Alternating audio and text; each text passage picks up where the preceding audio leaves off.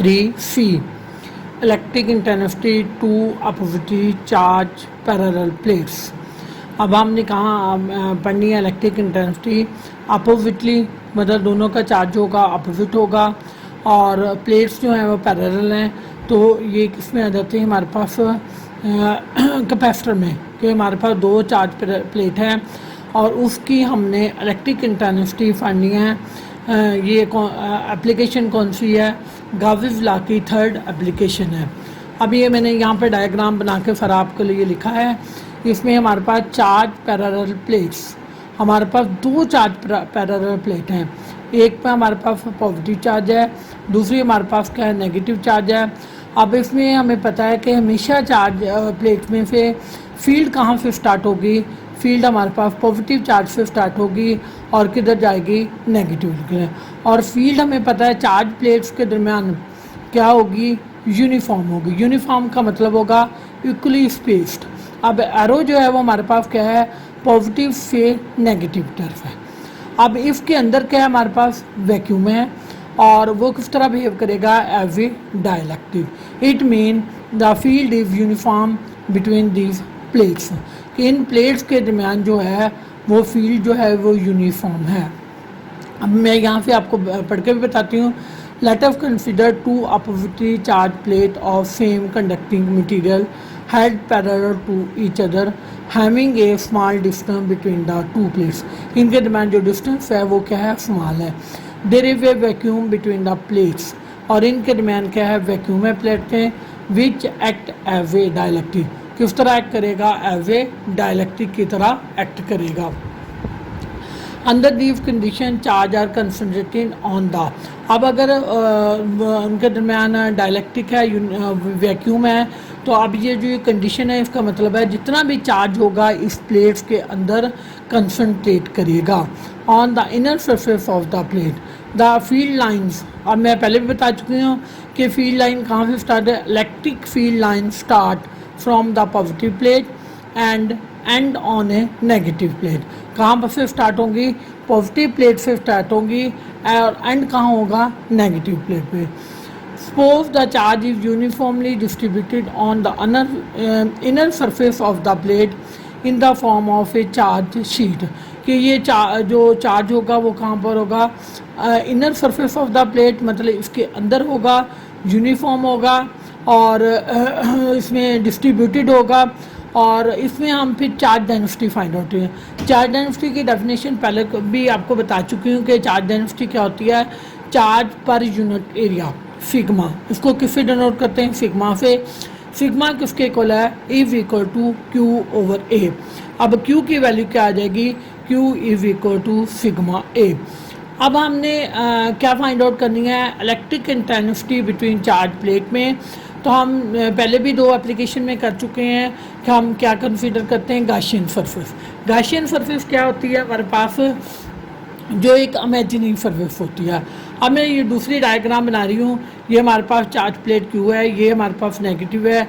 Charge कहाँ से हो रहा है? जनरेट हो रहा है पॉजिटिव से नेगेटिव। अब ये जो डॉटेड लाइन है ये क्या शो कर रही हैं? ये हमारे पास इमेजिनरी सरफेस है। इसकी चार फेसेस हैं, टॉप, बॉटम और साइड्स। अब यहाँ पर हमने चारों सरफेस पे हमने क्या फाइंड आउट करनी है? इसकी फ्लक्स फाइंड आउट करनी है। अब इस सरफेस को जो हमने कंसीडर किया है ये कौन सी सरफेस है? इमेजिनरी सरफेस है। इमेजिनरी सरफेस को जिसको हमने इमेजिन करना है कि यहाँ पर हमारे पास एक सरफेस है और उसमें हमने क्या फाइंड आउट करना है? इलेक्ट्रिक फ्लक्स फाइंड आउट करना है। अब हम इसको किस तरह फाइंड आउट करते हैं? अगले पेज पे चले जाएँ कि हमारे पास क्या है? No imagine a Gaussian surface. हमने क्या इमेजिन किया? एक गैशियन सरफेस इमेजिन की है और in the form of A hollow box with A top outside the plate. जो टॉप है वो कहाँ है? आउटसाइड द प्लेट है और जो बॉटम है वो इनसाइड द प्लेट्स है। टॉप और बॉटम। अब इसमें हमारे पास जो टॉप था वो प्लेट्स के बाहर था और जो बॉटम है वो प्लेट्स के अंदर है। Between the plates as shown in figure में, जैसे अभी आपको बता के हटी हूँ कि जो हॉलो बॉक्स है उसकी चार साइड्स हैं, एक टॉप है, एक बॉटम है और उसके दो साइड हैं। अब इसमें हमने फ्लक्स तीनों साइड पे, चारों साइड पे हमने फ्लक्स फाइंड आउट करना है।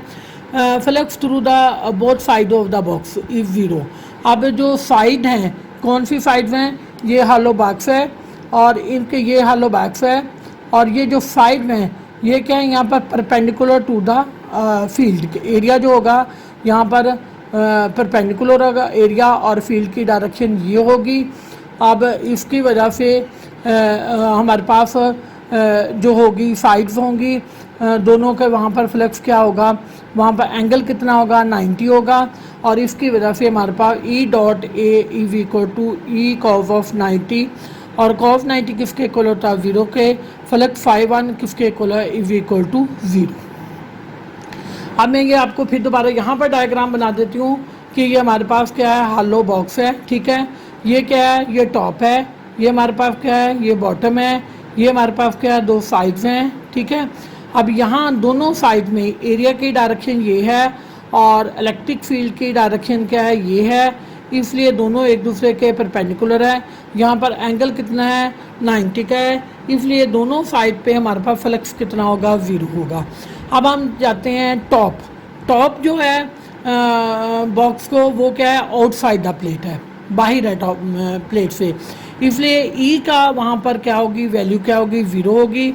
तो फ्लक्स क्या होगा, ई dot A cos of theta, और ई 0 होने के वजह से फ्लक्स φ2 किसके इक्वल हो जाएगा, इज इक्वल टू 0।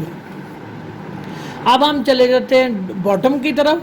तो बॉटम में flux through the bottom of the box is given by, क्या होगा वहाँ पर हमारे पास किसके इक्वल हो जाएगा, φ is equal to E dot A is equal to E A cos of theta.